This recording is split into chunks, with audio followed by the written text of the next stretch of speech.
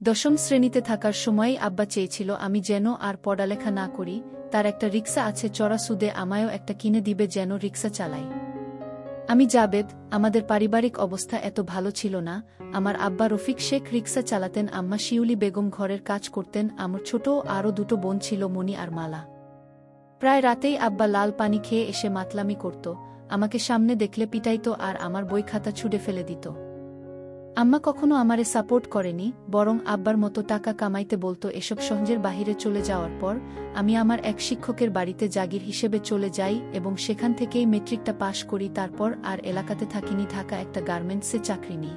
আর সাথে ডিগ্রিতে ভর্তি হই। আজিমপুর বস্তিতে একটা এটাস্ট বাচ্চা ঘরওয়ালা রুম নিয়ে থাকতাম। কোনো মতে দিন কেটে যাচ্ছিল, খাওয়া দাওয়ার একটু সমস্যা হইতো কিন্তু আগের থেকে ভালোই ছিলাম, বিন্দাস লাইফ। হঠাৎই এক বিকেলে সবে রুমের সামনে আইসা দাঁড়াইছি, দেখি আমার খালাতো ভাই মন্টু, আমার আম্মা আর দুই বোন মালা আর মনিরে নিয়া হাজির। মন্টুও ঢাকাতেই এক মেসে থেকে লেখাপড়া করে। যাই হোক, রাগ তো আর হইবার পারি না। দরজা খুইলা তাদের ভেতরে ঢুকে বসতে বললাম। মন্টু যেন তাগরে আয়নাই, খালাস জাবেদ ভাই আমি চললাম তাহলে, আমার এখন একটা টিউশনি আছে সেটা ধরতে হবে। আমি বললাম আচ্ছা যা খাল্লাম্মা, চলি তাহলে। ভিতরে ঢুকতেই ছোট দুই বোন জড়িয়ে ধরল।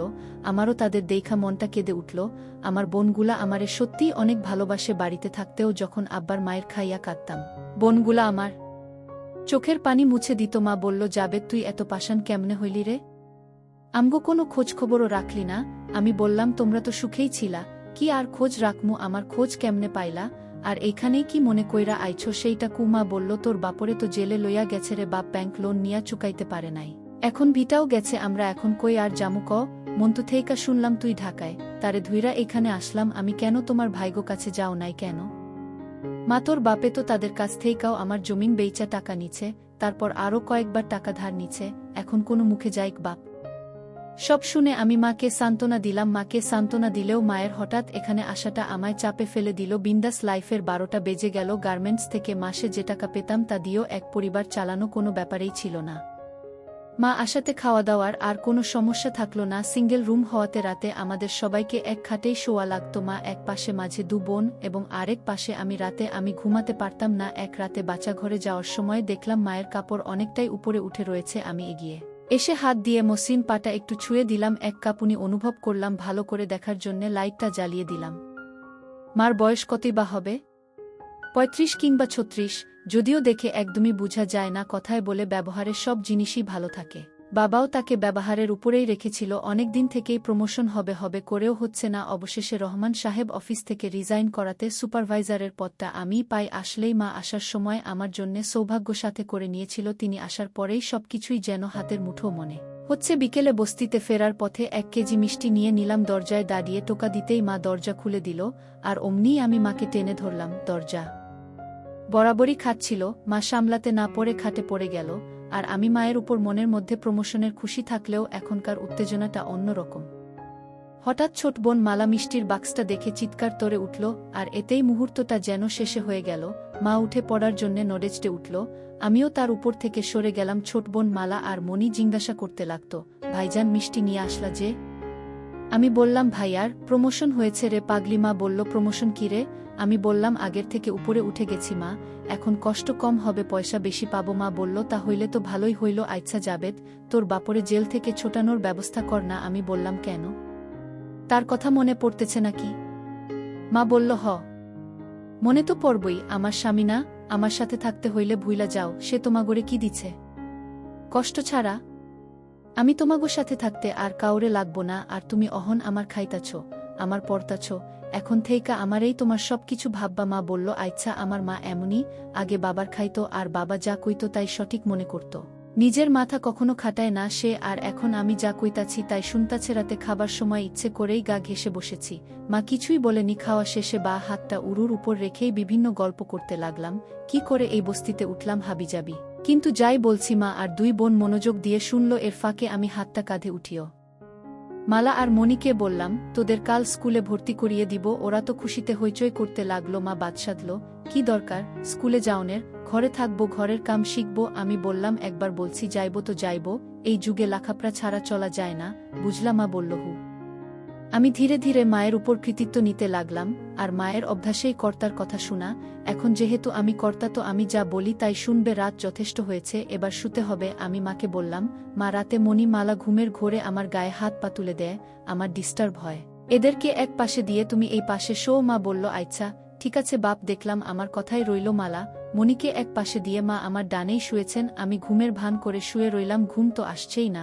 দুই বোনের খুনসুটি একসময় বন্ধ হয়ে আসলো। এদিকে আমার গরম হয়ে আছে, আমি মায়ের বিপরীত দিকে ফিরে আছি। একসময় যখন বুঝলাম সবাই ঘুমিয়েছে, তখন মায়ের দিকে ফিরলাম। মা আমার দিকে পিঠ করে শুয়েছিল।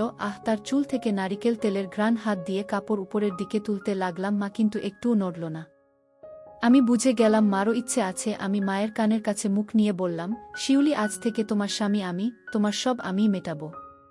মা বলল, তাহলে আজ থেকে আমি তোমার বউ হলাম। গোকাজ শেষ করে আমি মাকে জিজ্ঞেস করলাম, কি গো, কেমন লাগলো তোমার নয়া স্বামীর কাজ? মা বলল, আগের স্বামী থেকে ভালোই। আমি বললাম, তার মানে বাবা তোমায় আসল মজা দিতে পারত না? মা বলল, পারত, কিন্তু তোমার সামনে কিছুই না। তার উপর লাল পানি খেয়ে অল্পতেই হাঁপিয়ে যেত। মা বলল, আচ্ছা জাবেদ, তুমি আমারে ছাইডা যাইবা না তো? আমি বললাম, কোনো সময়তেই না। এখন থেইকা তো তুমি আমার বউ। এই মা হইলে হয়তো ছাইডা যাইতাম, কিন্তু বউরে কি ছাড়ন যায় কও? তোমার মতো আরেকটা কই পামু কও? মা বলল, তুমি তোমার বাপ থেইকাও শয়তান। সকালে একটু দেরিতেই উঠলাম। মালা আর মনির হইচই এ ঘুম ভেঙে গেল। মাকে বলতে শুনলাম, তোদের ভাইজান ঘুমাচ্ছে, এমন করছিস কেন? একদম মায়ের খাবি কইলাম। মালা বলল, ভাইজান এত বেলা অবধি ঘুমালে আমাদের স্কুলে নিবে কে? আমি আধবোজা চোখে বললাম, এই তো ভাইজান উঠে গেছি। বাচ্চা ঘরে গিয়ে গোসল করে তারপর সাবার সাথে নাস্তা করলাম। মা আগেই আমাকে নাস্তা দিল। বড় ডিমটাও আমার পাতে দিল। সব শেষে আমার পাশে এসে বসল। আমিও পেছন থেকে হাত দিলাম। নাস্তা শেষে দুই বোন মা থেকে বিদায় নিল। যাওয়ার আগে মাকে টেনে ধরে তারপর বের হলো।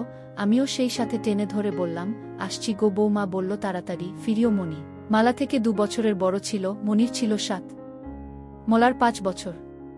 মনিকে এলাকার প্রাইমারিতে ক্লাস 2তে ভর্তি করিয়ে দিলাম। আমি ইচ্ছে করেই তার বাবা মায়ের নামের জায়গায় দিলাম বাবা জাবেদ আর মা শিউলি বেগম। আর মালার জন্যে এমনিতেই কিছু বই কিনে নিয়ে আসলাম। যেতে যেতে ভাবলাম, 2 মেয়েই যদি স্কুলে পড়ে তাহলে মায়ের সময় কাটবে কি করে। তাই মালাকে বুঝিয়ে সুঝিয়ে কিছু চকচকে বই কিনে দিয়ে ঘরে নিয়ে আসলাম। কই মা, দেখো তোমার মেয়েকে নিয়ে আসলাম। মা মালাকে রেখে দিল। আমি কিছুক্ষণ থেকেই অফিসে চলে গেলাম। গার্মেন্টসের মেয়েগুলোও সব আগুন। এদের দেখেই আমার বারবার মায়ের কথা মনে পড়ে যাচ্ছিল। অফিস শেষে মার্কেট থেকে মায়ের কিছু ছোট কাপড় কিনে নিলাম। ঘরে ফিরে মায়ের হাতে প্যাকেট ধরিয়ে দিলাম। মা মুচকি হাসল। নাস্তা বানিয়ে রেখেছিল, তা খেলাম। উল্লেখ্য, পুরের খাবার আমি গার্মেন্টের পাশের একটা ঝুপড়িতেই খাই। মালা আর মনি একজনের পিছনে লেগেই রয়েছে। বুঝলাম আরও বড় একটা বাসা দরকার। রাতে খাওয়া শেষে মনি কিছুক্ষণ বই নিয়ে গুনগুন করে ঘুমোতে গেল। মা আমার পাশেই শুয়েছিল, তার মাথাটা আমার ডান হাতের উপর ছিল। আমি বললাম, কি হবে নাকি 1 রাউন্ড? মা বলল, তোমার ইচ্ছাই আমার ইচ্ছে। আমি কাছে টেনে নিলাম। মা বলল, এই নিচে চলো না, ঘাটে আমার ভয় করে যদি মনি বা মালা উঠে যায়। আমি বললাম, আচ্ছা চলো। নিচের হালকা খালি জায়গাটায় মাদুর বিছিয়ে বালিশ 2টা নিয়ে নিচে নেমে আসলাম। আমি আবার কাজ করার সময় কথা বলতে ভালোবাসি। আমি বললাম, জানো বউ, আজ মনিকে ভর্তি করানোর সময় তার বাবার নামের জায়গায় আমার নাম দিয়েছি। ঠিক হয়েছে না? মা বললাম, একদম ঠিক করছো। তুমি মনির মার স্বামী হইলে তার আব্বাই তো হইবা। আমি বললাম, এখানে থেকে আরাম পাইতাছি না, কাইকাই নতুন বাসা দেখতাছি। মা বলল, কি দরকার বাড়তি খরচের? একটু কষ্ট হইলেও টেহা তো বাঁচতাছে। আমি বললাম, আরে ধুরো, কত টেহা আইব যাইব, আমার বউ তো একটাই, তাই না? মা বলল, কয়দিন পর যখন নিজে বিয়া করে ফেলবা তখন আর এই বউয়ের কথা কি মনে থাকবো? মায়ের এই কথা শুনে আমি গতি বিডিয়ে দিলাম। সকলে ঘুম থেকে উঠতে অনেক দেরি হয়ে গেল। মা আমার পাশে ছিল না, অনেক আগেই উঠে গিয়েছে। মনি স্কুলে যাবে তাই জ্ঞান করছে। আমি কেন এখনো উঠছি না, তাকে স্কুলে দিয়ে আসতে হবে। মালা মাকে জিজ্ঞাসা করছে, মা, ভাইজান কেন নিচে শুইছে? মা বলল, তোর ভাইজানের গরম বেশি, এই কারণেই নিচে শুইছে, যাতে ঠান্ডা হইতে পারে। তাড়াতাড়ি গোসল সেরে নাস্তা করে নিলাম। এমনিতেই দেরি হয়ে গিয়েছে, তাই আর দেরি করলাম না। মনিকে নিয়ে বের হয়ে আসলাম। বোনকে স্কুলে পৌঁছে দিয়ে আমি অফিসের দিকে চললাম। আমার বস হেলাল সাহেব, সেই এক বাজ লোক, তার রুমের পাশ দিয়ে যাওয়ার সময় হাসিঠাট্টার আওয়াজ পেলাম। হয়তো কোনো মেয়ের সাথে রসালো আলাপ করছে। আমি আমার প্রোডাকশনের কাজ দেখতে লাগলাম। মেয়েদের কাজ বুঝিয়ে দিয়ে ডেস্কে গিয়ে বসলাম। ডেলিভারির ফাইল দেখতে দেখতেই সময় কেটে গেল। আজ একটু তাড়াতাড়ি করে অফিস থেকে বের হলাম। একটা বাসা খোঁজা লাগবে। অফিসের পিয়ান মন্টু বলল, মোহনলাল পানিপুরের দিকে নাকি কিছু টিনসেট বাড়ি ভাড়া দেওয়া হয়, তাই সেদিকেই গেলাম। টিনসেট তো পেলাম না, তবে সাইটওয়াল সেমিপাকা একটা বাড়ি দেখতে পেলাম, সামনে পুরনো একটা লোহার গেইটে লেখা বাসা ভাড়া দেওয়া হবে। আমি নাম্বার নিয়ে ফোন দিলাম। একজন বৃদ্ধ মহিলার আওয়াজ, বাসা মালিক। হ্যালো, কে? আমি আসসালামু আলাইকুম, আমি জাবেদ, উয়ে বাসা ভাড়ার জন্য কল দিয়েছিলাম। বাসা মালিক: ও আচ্ছা, আপনি কি বিবাহিত? আমি তো চিন্তায় পড়ে গেলাম, কিন্তু মুহূর্তেই আবার সব চিন্তা উবে গেল। আমি: জি ম্যাডাম, আমার দুটো মেয়েও আছে। বাসা মালিক: তাহলে ঠিক আছে। আমি আসলে আগে একাই থাকতাম, কিন্তু গ্রাম থেকে বউ আর বাচ্চারা আসার পর একটা প্রয়োজন পড়েছে। বাসা মালিক: আচ্ছা আচ্ছা, আমি দারোয়ানকে দিয়ে গেইটের চাবি পাঠাচ্ছি। আপনি বাড়িটা দেখুন, যদি ভালো লাগে তারপর ভেতরে আসবেন। পাকাক্তা হবে। ঢাকায় সাধারণ এমন বাড়ি চোখে পড়ে না। সামনে কিছু খালি জায়গা, ভেতরে মাকসার ডেরা। জালে আটকে গেলাম। কিচেন রুম ছাড়া 2টা বেডরুম ও একটা ডাইনিং রুম রয়েছে। 2 বেডরুমের একটা এটাস্ট বাচ্চাঘর আছে, আর ডাইনিং রুমেও আরেকটা বাচ্চাঘর রয়েছে। সিম্পলের মধ্যে এই বাসাটাই আমার পছন্দ হয়ে গেল। দারোজান আমাকে দোতলা নিয়ে গেল। দোতলার ডান পাশের ইউনিটে মহিলা থাকেন। ভিতরে যেতেই খুবই বিনীতভাবে আপা সম্বোধন করে সালাম দিলাম। আমার চাপ্পাদারি অবশেষে কোনো কাজে আসলো। আমাকে দেখেই তিনি সোফার দিকে ইঙ্গিত করে বসতে বললেন। কি করেন আপনি? একটি গার্মেন্টসের সুপারভাইজার। আপনার পরিবারে কে কে আছে? আমার স্ত্রী আর 2 মেয়ে। আপা, আপনি আমায় তুমি করে বলতে পারেন, তাহলে বোধহয় দুজনেই কমফোর্টেবল ফিল করব। আচ্ছা শুন তাহলে, বাড়িটা আমার অনেক দিন থেকেই খালি পড়ে আছে, যার কারণে এলাকার দখলবাজদের নজরে পড়ে গিয়েছে। তাই মূলত ভাড়া দিতে চাচ্ছি। আসলে এমন একটি পরিবারকেই আমার বাড়িটা ভাড়া দিতে চেয়েছিলাম। আজকাল কত কিছুই হচ্ছে।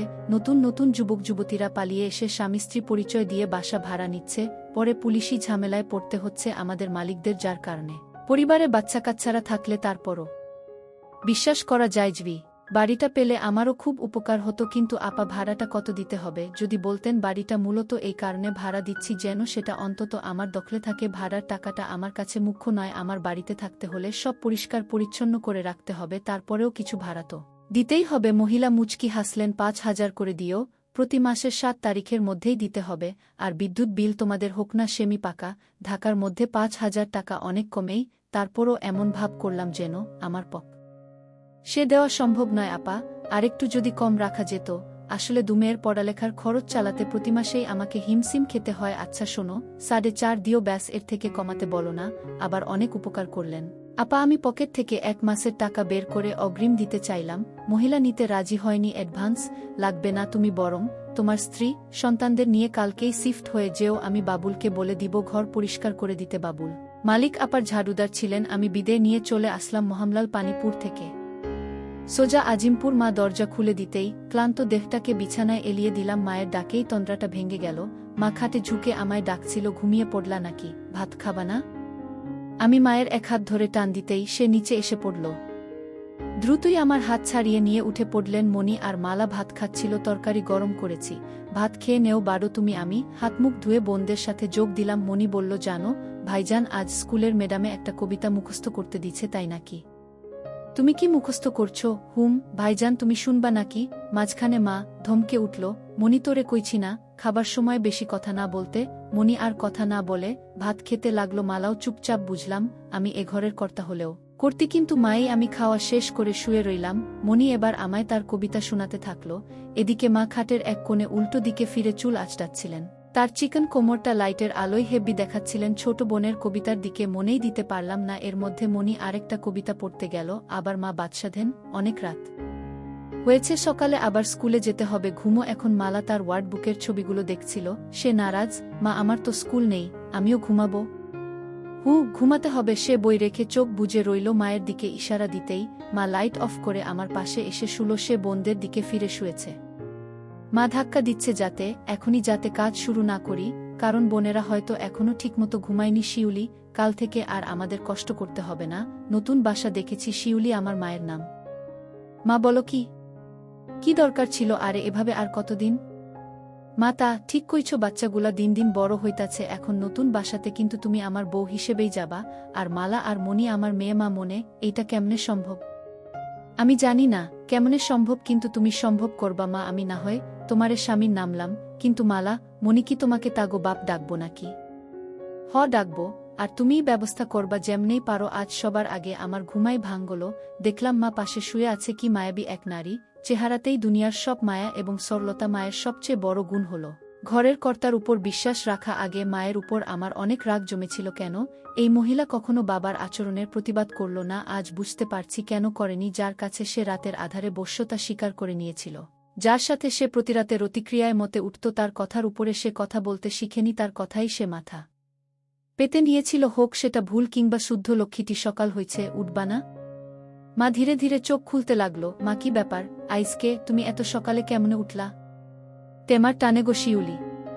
মা হইছে সকাল সকাল আবার শুরু কইরা দিও না, সরো, আমারে উঠতে দেও। আমিও উঠে গিয়ে ফ্রেশ হলাম। মা এই ফাঁকেই মালা আর মনিকে জাগিয়ে দিল। তারাও একে একে দাঁত ব্রাশ করে ফ্রেশ হয়ে নিল। এরপর মা আবার নাস্তা বানানোর কাজে হাত দিলেন। আসলে প্রতিদিন তো সকালে ঘুমেই থাকি, অনেক কিছুই লক্ষ্য করা হয় না। নাস্তা বানানোর সময় বিন্দু বিন্দু ঘামে তাকে আরও অনেক বেশি কাছে টানে। সাহায্যের ছুতো বারবার ছুঁয়ে দিচ্ছিলাম। বোনেরা তো তাদের নিজেদের মধ্যকার খুনসুটিতেই ডুবেছিল। অবশেষে নাস্তা সারলাম। মাকে বলে রেখেছি কাপড় চোপড় আর বাসন কোসন সব যেন গোছগাছ করে রাখে। আমি এসে ফ্যান আর খাটটা খুবলো। মনিকে স্কুলে দিয়ে আমি অফিসে চলে গেলাম। অফিস থেকে আজ হাফ শিফটেই বের হয়ে আসি। আসার সময় হেলাল সাহেবকে বলি, বস আসলে যেন সামলে নেন, বের হয়েই পাশের মার্কেটে যাই।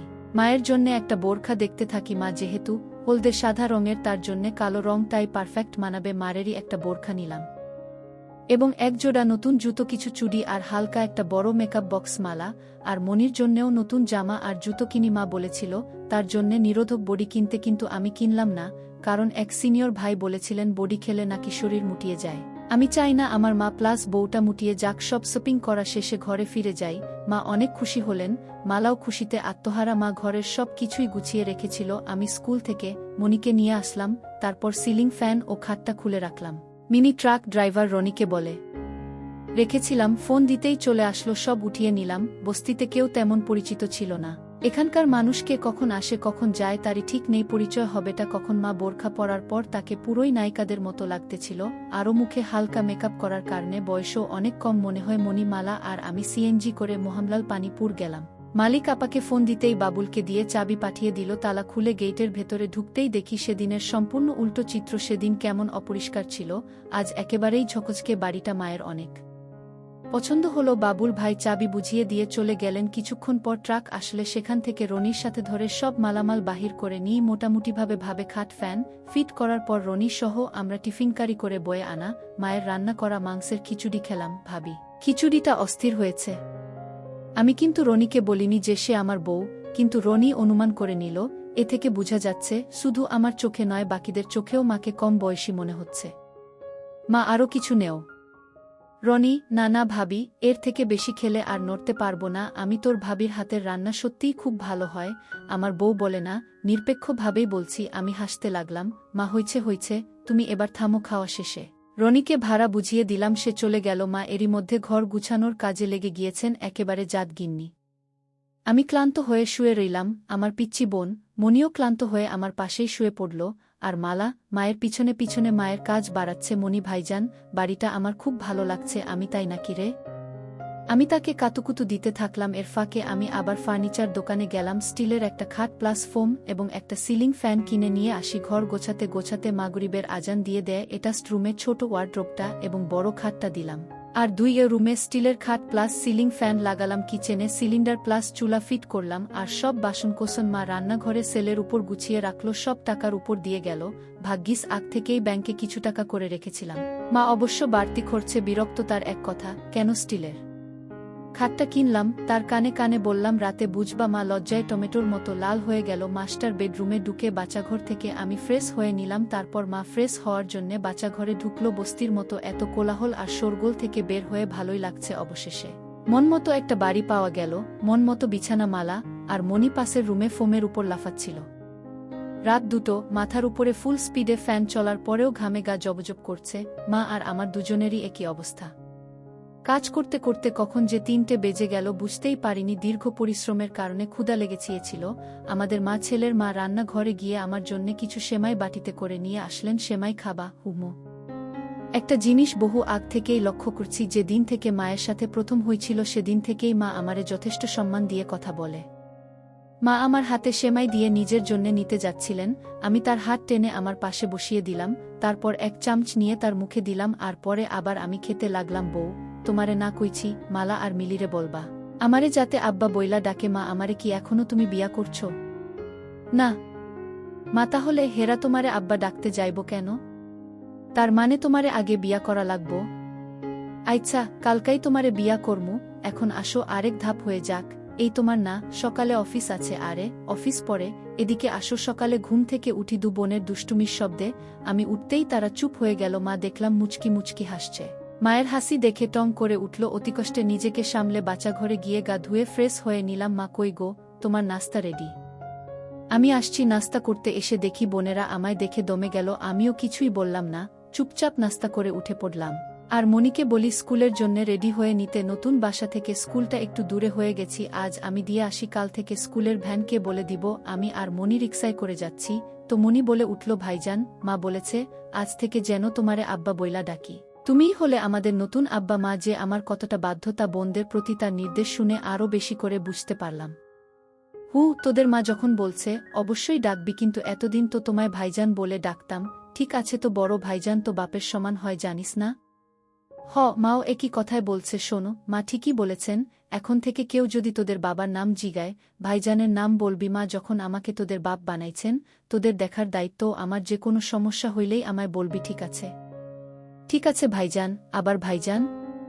ঠিক আছে আব্বা। ছোট বোনের মুখে আব্বা ডাক শুনে পরানটা জুড়িয়ে গেল। ছোট বোনের স্কুল চলে আসলো, তাকে টিফিনের জন্য কিছু বাড়তি টাকা দিলাম, আর একটা বিদায় আদর দিয়ে বিদায় নিলাম। আফিসে আজ বড় সাহেব এসেছেন।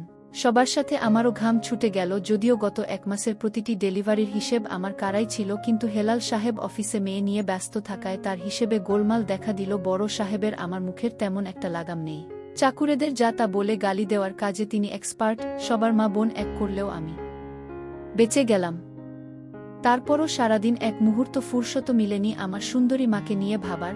বেটা সারাটা দিন আমাকে আগামী মাসের অর্ডারগুলোর হিসেবে ব্যস্ত করে রাখল। বৃহস্পতিবারেও ফুল টাইম অফিস করে। যখন বাসায় আসলাম ভীষণ ক্লান্ত লাগছিল। ঘরে ঢুকেই হাত মুখ ধুয়ে চেয়ারে বসে পড়লাম।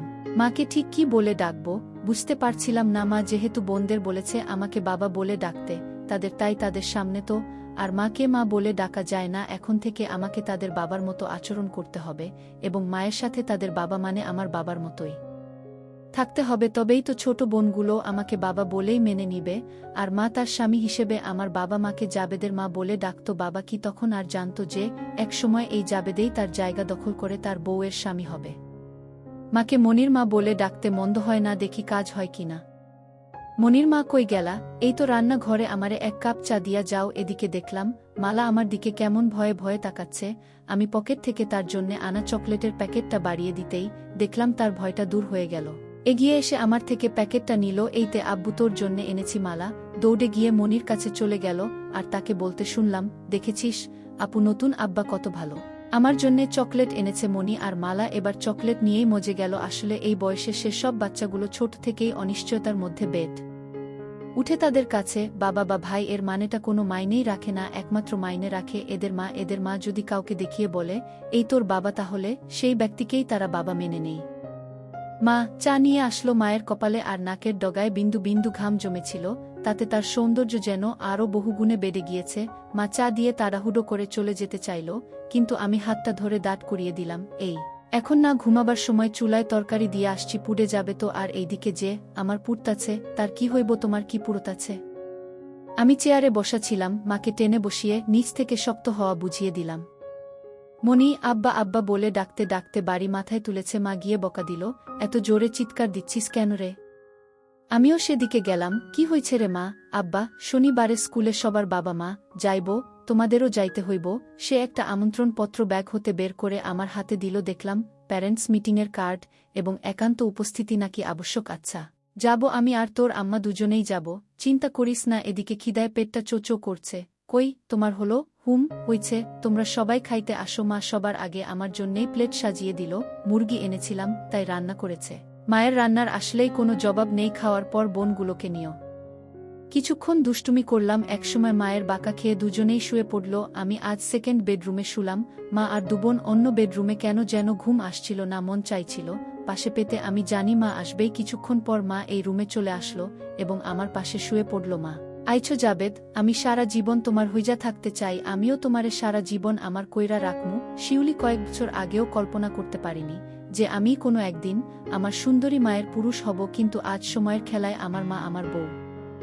আজ শুক্রবার হওয়াতে গার্মেন্টস বন্ধ, তাই সারা দিনেই ফ্রেশ হয়ে রান্নাঘরে ঢুকে নানা বাহানায় ধরতে লাগলাম। কিন্তু এই খুনসুটির মধ্যে অন্য একটা মজা আছে। নাস্তা বানানোর পরেই সকলে মিলে নাস্তা করছিলাম, এমন সময় মালিক মহিলা এসেছেন। মাকে দেখে বললেন, তুমিই তাহলে জাবেদের স্ত্রী? মা লজ্জা ভরা মুখে বলল, জি আমি উনার বউ। তোমাদের বাচ্চাগুলো অনেক কিউট। কি নাম তোমার মা? আমার নাম মালা। ছোট বোনটা আমার হাসতে লাগলো। মহিলা বোধহয় সন্তুষ্ট আমাদেরকে বলল, জাবেদ তোমার স্ত্রীটা অনেক সুন্দর। তোমার মতো কালো মানুষের যে এমন একটা সুন্দরী স্ত্রী থাকতে পারে ভাবাই যায় না। আমি আসলে দেখতে কুচকুচে কালো ছিলা, একেবারে আমার বাবার মতোই, লম্বাই 6 ফুটের মতো। তার উপর মুখে চাপ দাড়ি দেখে বয়স অনুমান করাটা টাফ। ছবি উপরওয়ালার ইচ্ছে। আফা আমি মুচকি হাসলাম। মালিক মহিলা সবগুলো রুম ঘুরে তারপরেই বিদে হলো। মা যদিও নাস্তা সেদেছিল, কিন্তু অত বড় লোক কি আর আমাদের ঘরে নাস্তা করবেন? দুপুরে নামাজ পড়ে আসার পর খাওয়া দাওয়া শেষে সবাই একসাথেই ঘুমিয়েছিলাম। যখন উঠলাম তখন প্রায় 5টা বাজে। সন্ধ্যায় সবাইকে মার্কেটে নিয়ে যাওয়ার কথা ছিল, তো তাদের নিয়ে মার্কেটে গেলাম। মা কোনো কিছুই কিনবে না, তারপরেও আমি পছন্দ করে তাকে 2টো কালো কালারের ছোট কিনে দিলাম, আর ছোটরা তাদের জামা কাপড় কিনল। আসার সময় মায়ের চুলের জন্যে নারিকেল তেল এবং তার পায়ের মাপে তার জন্যে এক জোড়া নুপুর কিনে নিলাম।